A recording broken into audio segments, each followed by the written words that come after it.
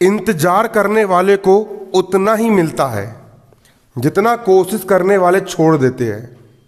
अगर तुम किसी चीज़ का इंतजार कर रहे हो, तुम इंतजार ही कर रहे हो कि हम आज नहीं पढ़ेंगे, हम कल पढ़ेंगे, हम आज काम नहीं करेंगे, हम कल काम करेंगे, कल नहीं हम परसों काम करेंगे, तो तुमको कुछ नहीं मिलने वाला।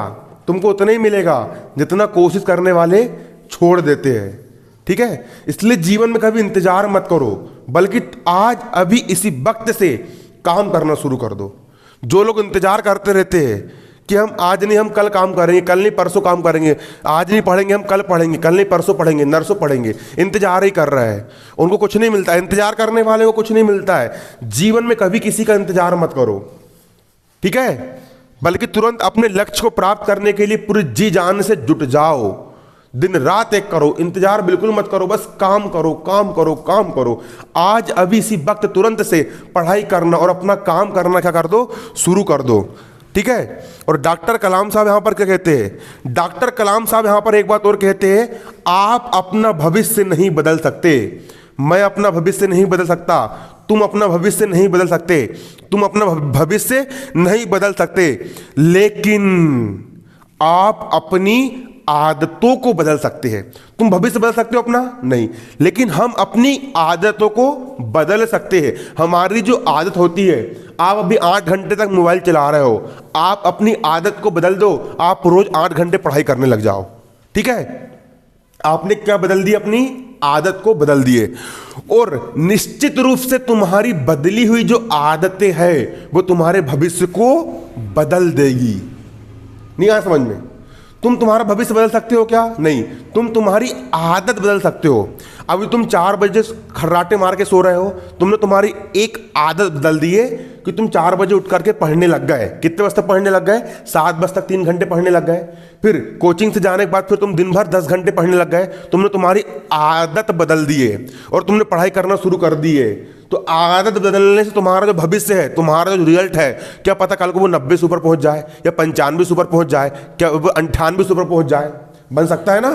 तो अपनी आदत को बदलो, अपने काम करने का तरीका बदलो, और आज अभी इसी वक्त काम करना शुरू करो, तुमको सफलता निश्चित रूप से मिलेगी। ठीक है, तो चलिए आज का यहाँ पर हम अपना कोर्स क्या करते हैं, शुरू करते हैं। आप यहाँ पर देख सकते हो, आपका यहाँ पर कोर्स यहाँ पर क्या बोल रहा है, देखिए। कक्षा 10वीं, कक्षा कौन सी आपकी? 10वीं, कक्षा 10वीं वार्षिक परीक्षा, कक्षा 10वीं वार्षिक परीक्षा, वार्षिक परीक्षा की हम तैयारी कर रहे हैं। एमपी बोर्ड, मध्य प्रदेश राज्य के विद्यार्थी। ठीक है, एमपी बोर्ड ने आपका जो विमर्श पोर्टल पर जो प्रश्न बैंक अपलोड किया है ना, उसका यहाँ पर वेरी वेरी इंपॉर्टेंट क्वेश्चन जो आपके वार्षिक परीक्षा में पूछे जाएंगे गणित के, वो यहाँ पर मैं आप लोग को सोल्व करवा रहा हूँ। प्रश्न बैंक 2022 क्या हल कर रहे हैं यहाँ पर हम?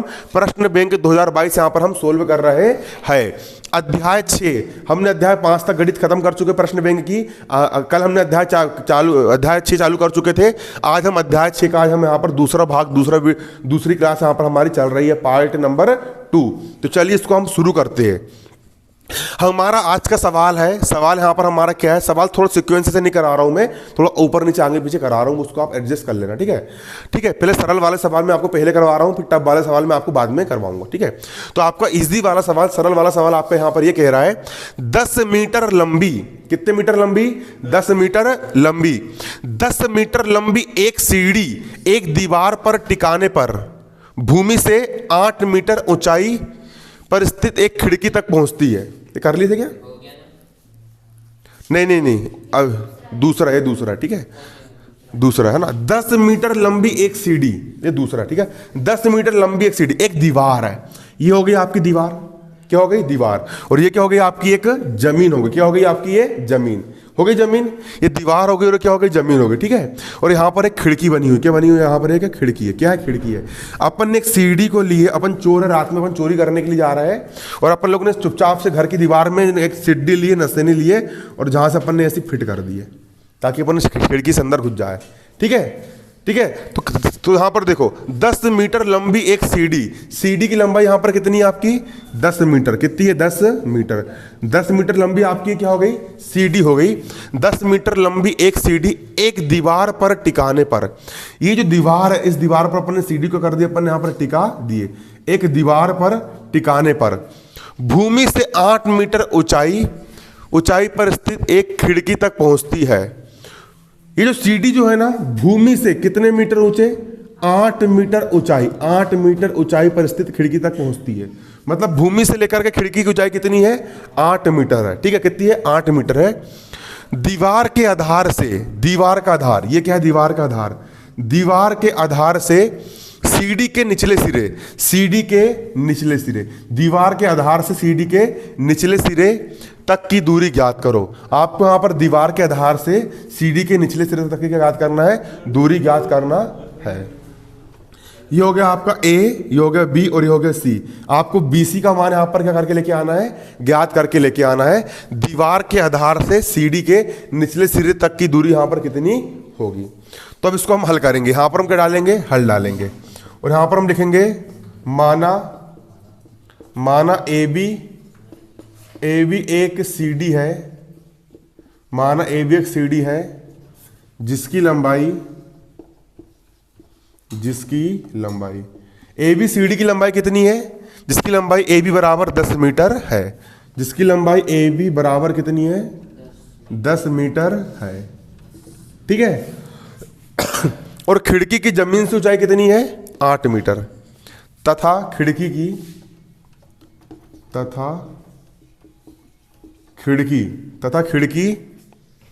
की जमीन से ऊंचाई, खिड़की की जमीन से ऊंचाई, जो आपकी खिड़की है, इस खिड़की की जमीन से ऊंचाई AC बराबर कितनी है, 8 मीटर है।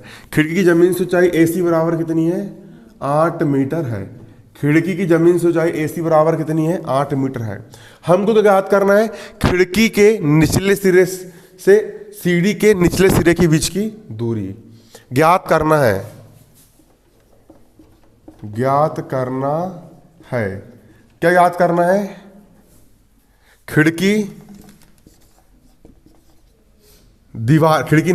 दीवार के निचले सिरे से सीढ़ी के निचले सिरे के बीच की दूरी। अरे दीवार के निचले सिरे से सीढ़ी के निचले सिरे के बीच की दूरी क्या याद करना है, दीवार के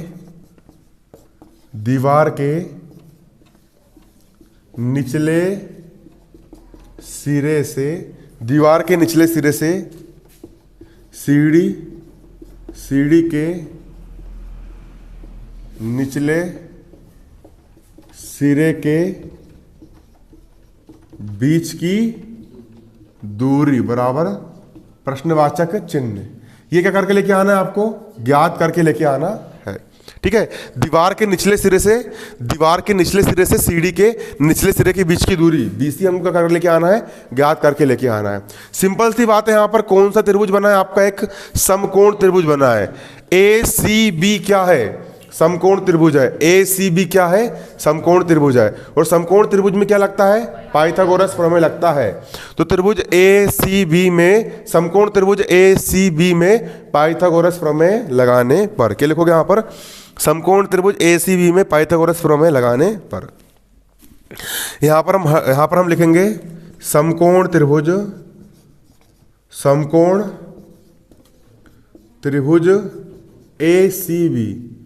ACB में क्या लगाने पर, पाइथागोरस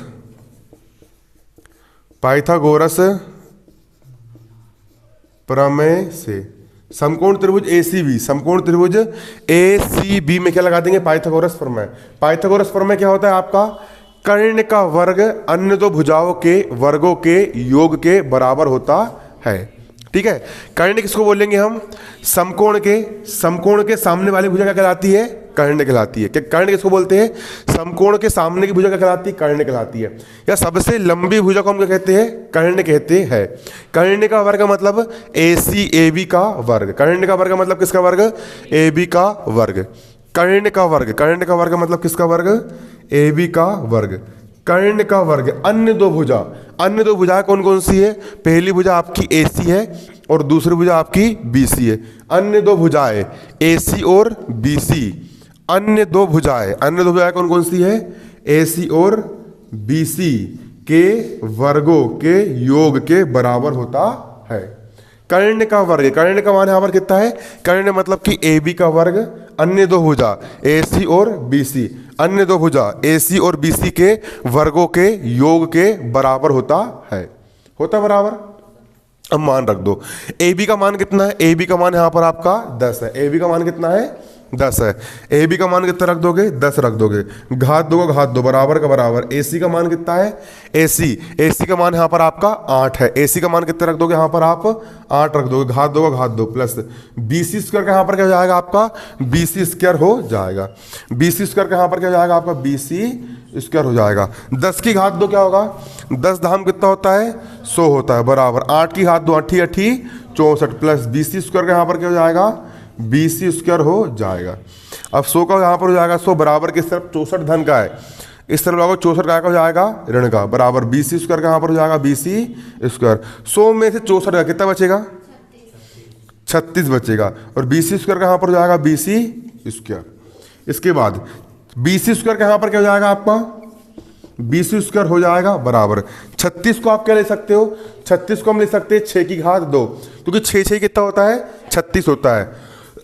36 को हम ले सकते हैं 6 की घात 2, वर्ग से वर्ग कट गया। BC का मान कितना जाएगा? 6 मीटर। BC का मान कितना आ गया? 6 मीटर। अतः CD की लंबाई अतः दीवार के आधार से CD के आधार के बीच की दूरी BC बराबर कितनी है? 6 मीटर है। तो यहां पर लिख लो आंसर। अतः दीवार के आधार से ये होगा दीवार का आधार C, दीवार के आधार से CD के आधार के बीच की दूरी, दीवार के आधार से CD के आधार, दीवार के आधार से CD के आधार के बीच की दूरी, दीवार के आधार से CD के आधार के बीच की दूरी BC बराबर कितनी है? 6 मीटर है। दीवार के आधार से CD के आधार के बीच की दूरी BC बराबर कितनी है आपकी? 6 मीटर है। कितनी है? 6 मीटर है।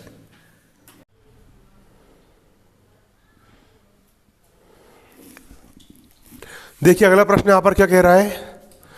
अगला प्रश्न कह रहा है 18 मीटर ऊंचे एक ऊर्ध्वाधर खंबे, 18 मीटर ऊंचा एक खंबा है।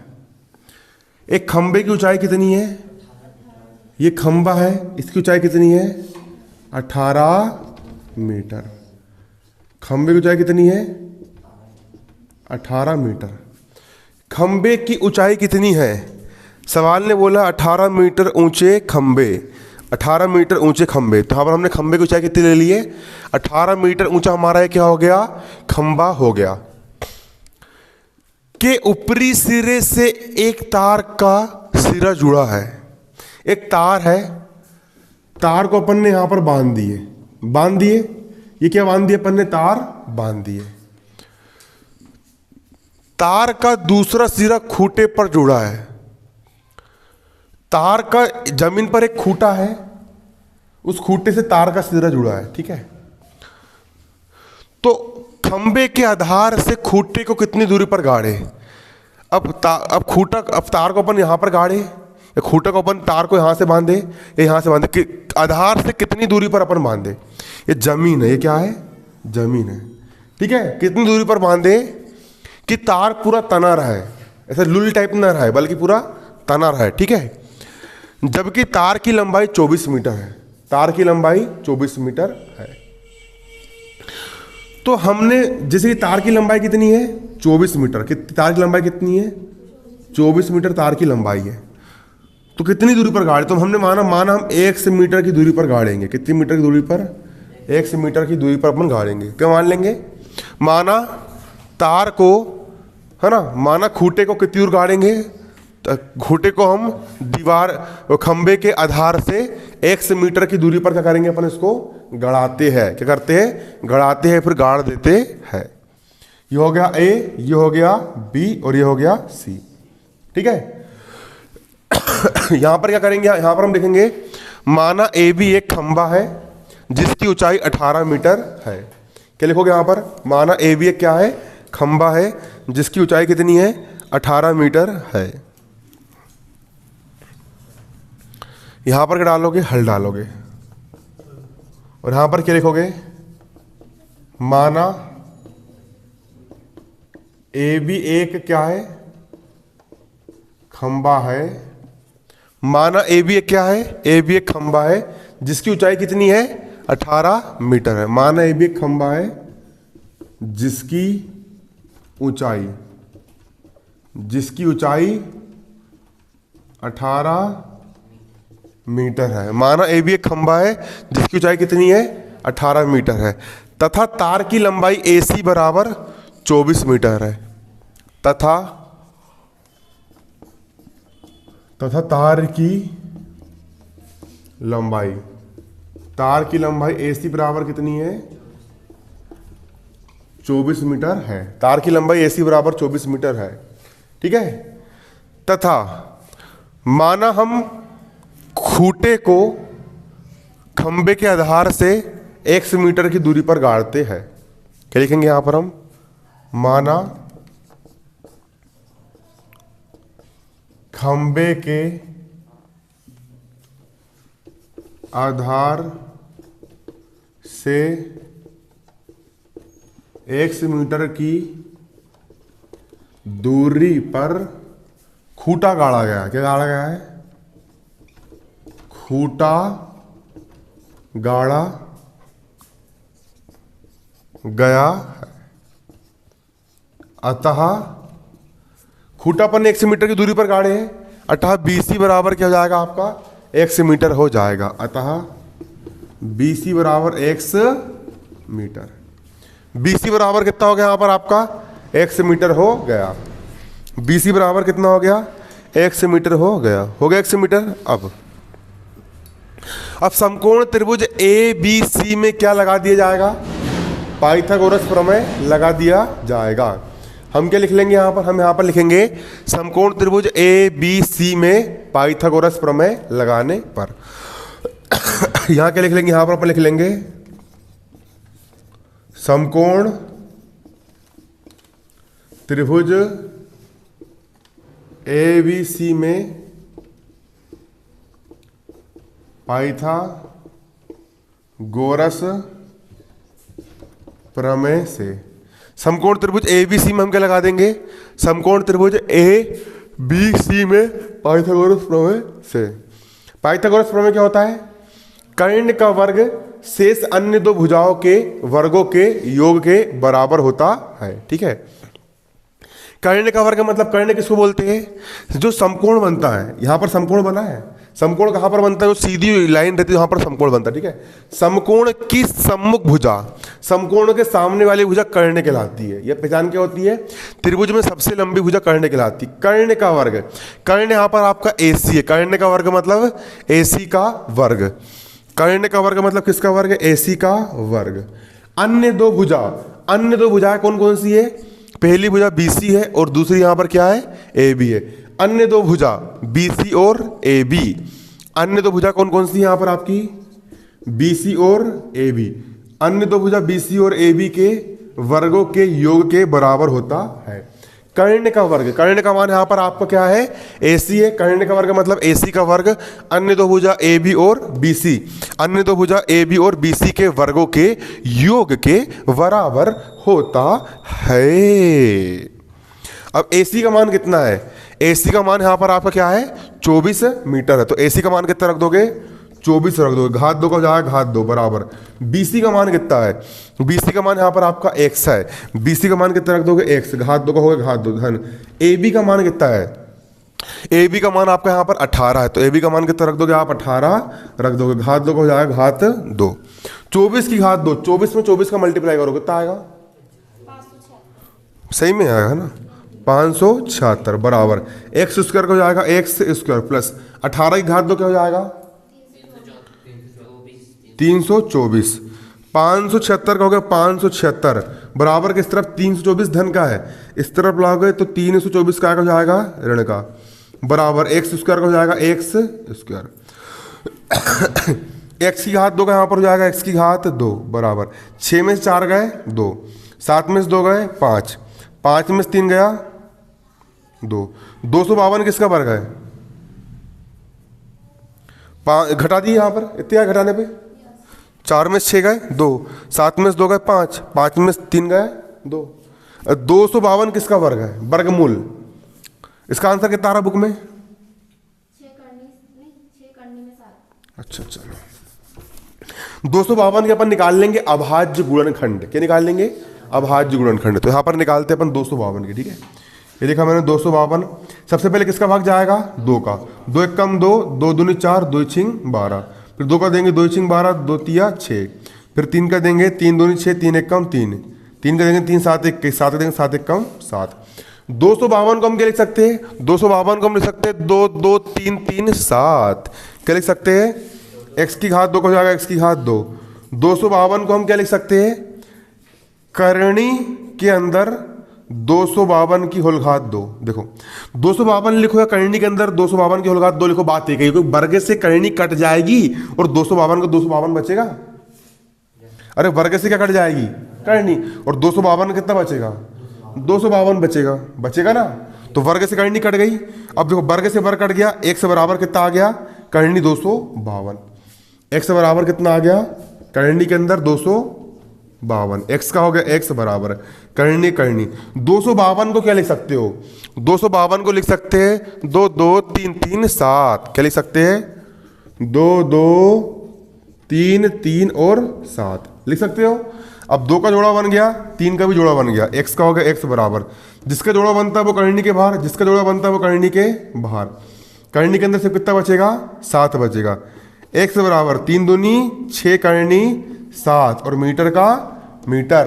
ये आ गया आपका आंसर। अतः खंबे के आधार से खूंटे को 6 करनी 7 मीटर की दूरी पर गाड़ा जाएगा। कई सारे लोग यहाँ पर इकाई मीटर नहीं लिखते हैं। 33 इकाई तुम लिखना भूल गए, सवाल पूरा सही करके आए, पेपर में 1 नंबर कट जाएगा, ठीक है। इसलिए इकाई लिखना बहुत जरूरी है। अतः खूंटे को खंबे के आधार से x मीटर की दूरी पर गाड़ा जाएगा। लिख लो यहां पर, अतः खूंटे को खंबे के आधार से x मीटर की दूरी पर क्या करेंगे? गाड़ा जाएगा। कितने मीटर की दूरी पर? x मीटर की दूरी पर क्या करेंगे? अपन इसको गड़ा देंगे। समझ में आया कि नहीं आया? देखिए ये सवाल आपका बहुत बहुत बहुत इंपॉर्टेंट आपका सवाल है। अब ये सवाल आपके प्रमेय वाले सवाल है, ठीक है। ये सवाल नहीं है, ये अंक गणित आपकी नहीं है, ये आपकी कोई दूसरी गणित है, ठीक है। इसको अपन मतलब व्यंजक वाले सवाल है, इनको आपको बारीकी समझना है और समझने के बाद फिर घर पर इनको याद करना है। ये समझने वाले सवाल मतलब याद करने वाले ज़्यादा है, ठीक है। लिख लिख करके इनको एक एक प्रमेय को 3 4 बार करना पड़ेगा, तब जाके बनेंगे, ठीक है। पहले बारीकी समझ लो कहाँ से क्या स्टेप आई, कहाँ से क्या नहीं। देखो प्रश्न व्यंग्य का सवाल है 5वें नंबर का। यदि कोई रेखा एक त्रिभुज ABC की भुजाओं AB और AC को क्रमशः D और E पर प्रतिच्छेद करे। यदि कोई रेखा यहाँ पर ये रेखा दिख रही है, यदि कोई रेखा, ये वाली रेखा, यदि कोई रेखा त्रिभुज ABC की भुजाओं को, पहली भुजा AB को बिंदु D पर प्रतिच्छेद करे और दूसरी भुजा AC को बिंदु E पर क्या करे? प्रतिच्छेद करे तथा भुजा BC के समांतर हो। और ये वाली जो रेखा है, ये वाली रेखा भुजा BC के कैसी हो? समांतर हो। मतलब दोनों एक दूसरे के आमने सामने हो। समांतर रेखा किनको कहते हैं? वह रेखा जो एक दूसरे को कभी प्रतिच्छेद नहीं करती है। क्या कहलाती है? समांतर रेखाएं कहलाती है। कौन सी रेखाएं? समांतर रेखा कहलाती है। अगर ऐसी कंडीशन बनती है तो सिद्ध करो कि क्या सिद्ध करना है? AD बटे AB बराबर AE बटे AC होगा। क्या सिद्ध करना है? AD बटे AB बराबर AE बटे AC होगा। ये सिद्ध करके लेकर के आना है। ये सवाल आते हैं प्रमेय वाले, ठीक है। यहाँ पर हम हल डालेंगे और यहाँ पर सवाल में एक चीज दी गई है कि रेखा जो है, रेखा BC के समांतर है। हमारी रेखा BC के समांतर है, मतलब DE और BC क्या है? समांतर है। तो यहाँ पर हम लिखेंगे दिया है DE और BC क्या है? समांतर है। कैसी है? समांतर। एक थेल्स प्रमेय होता है। मैंने जब पूरी गणित खत्म करवा चुका हूँ एक बार, है ना। जब मैंने पूरी गणित खत्म करवाया था उस समय मैंने समझाया था थेल्स प्रमेय। कौन बताएगा थेल्स प्रमेय क्या होता है? पढ़ा था मैंने। थेल्स प्रमेय किसको बोलते हैं? यदि किसी त्रिभुज की किसी भुजा के, किसी एक भुजा के समांतर कोई अन्य रेखा खींची जाए, तो खींची गई जो अन्य रेखा होती है वो त्रिभुज की शेष अन्य दो भुजाओं को समान अनुपात में काटती है। मतलब ये वाली जो रेखा रहेगी, ये वाली रेखा, हीरोइन रेखा नहीं, ये वाली रेखा, ठीक है, रेखा वो मत समझ लेना, वाली रेखा अमिताभ बच्चन वाली है नहीं, ठीक है। ये जो रेखा है, रेखा, किसी ने ये मुझ पे हरा रंग डाला, वो गाना गाई ना, वो रेखा ने डांस करी, वाली स्टाइल थे ना। ये जो रेखा, ये वाली रेखा अन्य दो भुजा कौन कौन सी? पहली भुजा AB और दूसरी भुजा AC, इन अन्य दो भुजाओं को समान अनुपात में बांटती है। मतलब इस भुजा का अनुपात AD बटे DB और इस भुजा का अनुपात AE बटे EC, AD बटे DB और AE बटे EC, AD बटे DB, AD बटे DB, ठीक है, और AE बटे EC, AE बटे EC, दोनों का अनुपात कैसा होगा? बराबर होगा। दोनों का अनुपात कैसा होगा? बराबर होगा। दोनों का अनुपात कैसा होगा?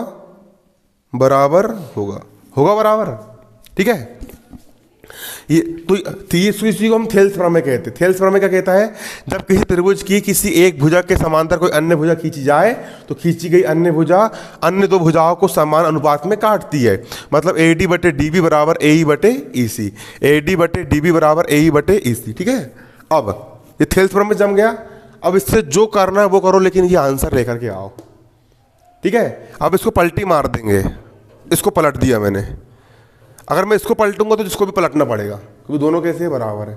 इसको पलट दिए, DB ऊपर और AD नीचे, तो भी पलटा जाएगा, EC ऊपर और AE नीचे, ठीक है, ठीक है। अब दोनों पक्षों में एक एक जोड़ देंगे। इस वाले पक्ष में भी हमने एक जोड़ दिए और इस पक्ष में भी हमने कितना जोड़ दिए? एक जोड़ दिए। एक जोड़ सकते हैं, ठीक है, लेकिन दोनों पक्षों में जोड़ना पड़ेगा। इस तरफ भी हमने बराबर, किस तरफ भी हमने एक को प्लस कर दिए और बराबर के उस तरफ भी हमने एक को प्लस कर दिए। अब इसके बटे में कुछ नहीं, हमने एक मान ली, इसके बटे में कुछ नहीं, हमने एक मान लिए। AD और एक का लघुत्तम कितना आएगा? AD। DB एक कम हो जाएगा, DB धन का हो गया धन, और AD एक कम कितना हो जाएगा? AD। बराबर का हो गया बराबर। AE और एक का लघुत्तम ले लिया हमने, आ गया AE। इसका गुणा इधर कर दिया, EC एक कम, EC धन, एक का मल्टीप्लाई इसमें कर देंगे तो 1 इंटू AE, AE एक कम हो जाएगा AE, AE एक कम हो जाएगा AE, ठीक है। इसके बाद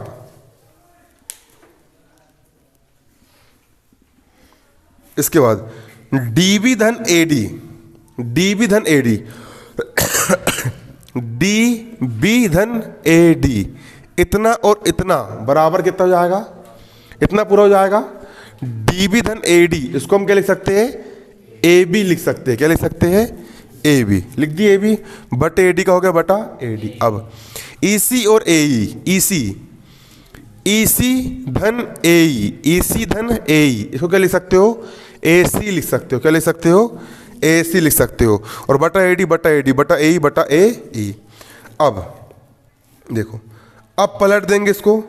AD चल गया ऊपर, AD आ गया ऊपर, AB आ गया नीचे, AB आ गया नीचे, तो इसको पलटना पड़ेगा। AE चला गया ऊपर और AC आ गया नीचे। और यही देखो, AD बटे AB, AD बटे AB बराबर AE बटे AC, AE बटे AC। यही क्या करके लेके आना था हमको? सिद्ध करके लेके आना था। चलो ये देखिए, आपका अगला सवाल यहां पर कह रहा है, आकृति में, ये जो आकृति यहां पर दी गई है, इस आकृति में PS बटे SQ बराबर PT बटा TR है। PS बटा SQ क्या दिया है? PS बटे SQ किसके बराबर दिया है? PT बटे TR के बराबर दिया है। PT बटा क्या है? TR है। भुजंगत भुजाएं कैसी है? समानुपात में है। तथा कोण PST, ये वाला कोण PST बराबर कोण PRQ है। कोण PRQ ये वाले कोणों के कैसे है? बराबर है। ये दोनों कोण कैसे है? बराबर है। अगर इतनी कंडीशन दी है, क्या क्या कंडीशन दी है, पी एस बटे एस क्यू बराबर दिया है पी टी बटे टी आर, और ये वाला कोण और ये वाला कोण, दोनों कोण कैसे दिए हैं, बराबर दिए हैं। तो सिद्ध कीजिए कि, तो क्या सिद्ध करके लेके आना है, त्रिभुज पी क्यू आर, त्रिभुज पी क्यू आर, ये वाला त्रिभुज, त्रिभुज पी क्यू आर, ये वाला त्रिभुज, त्रिभुज पी क्यू आर एक समद्विबाहु त्रिभुज है। कौन सा त्रिभुज है, समद्विबाहु त्रिभुज। ऐसा त्रिभुज जिसकी दो भुजाएं बराबर होती, जितनी बड़ी ये वाली उतनी बड़ी ये वाली, जिसकी दो भुजाएं बराबर होती है, उस त्रिभुज को हम क्या कहते हैं, समद्विबाहु त्रिभुज कहते हैं। तो सिद्ध कीजिए कि ये कौन सा त्रिभुज है, समद्विबाहु त्रिभुज है। इसको हम हल करेंगे, सवाल में दिया है, सवाल में क्या दिया गया है सवाल में दिया है पी एस बटे एस क्यू बराबर पी टी बटे टी आर, पी एस बटे एस क्यू बराबर दिया है पी टी बटे टी आर। सवाल में दिया है, क्या दिया है, पी एस बटे एस क्यू बराबर पी टी बटे टी आर। दो भुजाएं समानुपात में दी है, तो थेल्स प्रमेय का उल्टा, थेल्स प्रमेय क्या है, अगर भुजाएं समांतर है तो संगत भुजाएं कैसी होगी, समान अनुपात में होगी। लेकिन अगर भुजाएं समानुपात में है तो दोनों भुजाएं कैसी होगी, समांतर। भुजाएं समानुपात में दी गई है, पी एस बटे एस क्यू बराबर पी टी बटे टी आर दिया है, पी एस बटे एस क्यू बराबर पी टी बटे टी आर दिया है। अगर भुजाएं समान अनुपात में दी गई है तो ये दोनों रेखाएं कैसी होगी, समांतर होगी। मतलब एस टी और क्यू आर कैसी होगी, समांतर होगी। अतः एस टी और क्यू आर क्या होगी, समांतर होगी। इसको हम बोलेंगे थेल्स प्रमेय का विलोम बोलेंगे। और दो रेखाएं अगर समांतर होती है, अगर देखो, अगर हमको पता है कि एस टी रेखा और क्यू आर रेखा कैसी है, समांतर है, और दो समांतर रेखाओं को एक तिर्यक रेखा क्या कर रही है, प्रतिच्छेद कर रही है प्रतिच्छेद। तो जब दो समांतर रेखाओं को एक तिर्यक रेखा प्रतिच्छेद करती है तो एक ही ओर बनने वाले कोण, इसका मुंह भी सही है इसी ओर, इसका मुंह भी इसी तरफ है, एक ही तरफ बनने वाले जो कोण होते हैं, इन कोणों को हम क्या कहते हैं, संगत कोण कहते हैं। और संगत कोण का मान कैसा होता है, बराबर। जितना बड़ा इस कोण का मान होगा उतने बड़ा इस कोण का भी क्या होगा, मान होगा। मतलब कोण पी एस टी, कोण कौन सा, कोण पी एस टी, और ये वाला कोण, कोण पी क्यू आर, कोण कौन सा, कोण पी क्यू आर, दोनों कोण कैसे होंगे, बराबर होंगे। क्योंकि ये कौन से कोण है, संगत कोण है। कौन से कोण है, संगत कोण। इसको हम समीकरण एक नाम देंगे। क्या नाम देंगे इसको हम, समीकरण एक नाम देंगे। तथा दिया है, इसके साथ और क्या दिया है आपको, आपको दिया है कोण पी एस टी, आपको दिया है कोण पी एस टी और कोण पी क्यू आर बराबर है। कोण पी एस टी और कोण पी क्यू आर कैसे बराबर है, इसको हमने क्या नाम दे दिए, समीकरण दो नाम दे दिए। अब बराबर किस तरफ भी पी एस टी है, इसमें बराबर किस तरफ भी पी एस टी है तो समीकरण एक और दो में लेफ्ट हैंड साइड बराबर है, इधर भी पी एस टी इधर भी पी एस टी। अगर लेफ्ट हैंड साइड बराबर होते हैं तो राइट हैंड साइड भी कैसे हो जाते हैं, बराबर हो जाते हैं। मतलब कोण पी क्यू आर और कोण पी आर क्यू, कोण पी क्यू आर कोण पी आर क्यू दोनों कैसे हो जाएंगे, बराबर हो जाएंगे। क्यों होंगे बराबर, क्योंकि लेफ्ट हैंड साइड बराबर है ना, तो राइट हैंड साइड भी कैसे हो जाएंगे, बराबर हो जाएंगे। मतलब पी आर क्यू ये वाला कोण और पी क्यू आर ये वाला कोण, दोनों कोण कैसे हो जाएंगे, बराबर। और अगर किसी त्रिभुज के दो कोण बराबर होते हैं तो कोणों की सम्मुख भुजाएं भी कैसी होती है, बराबर होती है। मतलब ये वाले कोणों के सामने की भुजा पी क्यू और ये वाले कोणों के सामने की भुजा पी आर, दोनों कैसी हो जाएगी, बराबर हो जाएगी। पी क्यू बराबर पी आर होगा। क्या होगा यहाँ पर आपका, पी क्यू बराबर पी आर होगा। और जब किसी त्रिभुज की दो भुजाएं बराबर होती है तो उसको हम कहते हैं समद्विबाहु त्रिभुज कहते हैं। अतः पी क्यू आर एक क्या है, समद्विबाहु त्रिभुज है। अतः पी क्यू आर एक समद्विबाहु त्रिभुज है, समद्विबाहु त्रिभुज, और यही सिद्ध करके लेके आना था। ठीक है, जाओ।